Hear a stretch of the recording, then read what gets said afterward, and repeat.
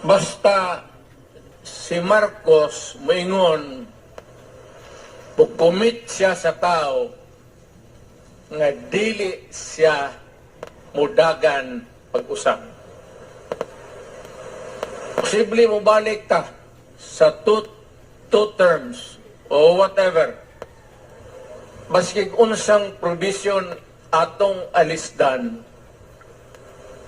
Mudiritso na ta diya. Ayaw ng economic palabot sing lang na eh. Mudiritso ka na kada presidenteng tindog diya. Umulingkod, umuyaka. Mugin ay gustong buhaton. And sad to say, dili man ay pangdaot sa presidente ni Adto o karon. Ang una yung presidente nga gauso aning chatcha si Presidente Marcos Sr. In between, far and wide sa atong political life sa atong nasod, nisulpot na pod ning chatcha pag-usab diri na sa anak.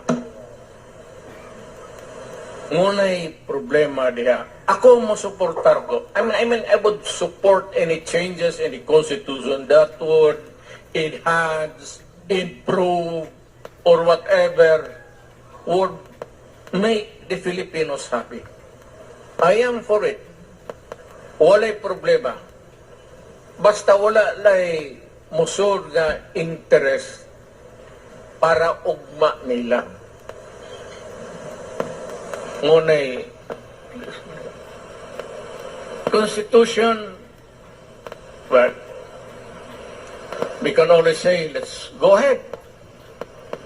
Nga, as you are, where you are, where, kung asa ka karon diha kay steady o na sunod eleksyon o niya bag-ong termino para sa presidente. Lisod kayo na you do not tinker with the Constitution.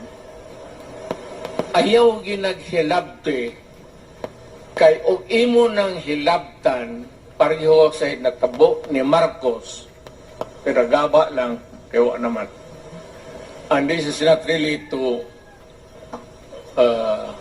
make any challenge to the president.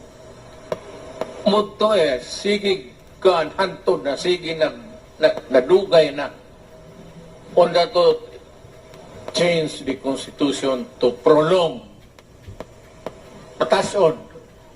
Okay, magkahuman magtanaw niya maglisod, declared martial law. So we had to endure almost 20 years ug usa ka tawo lang walay buto-buto.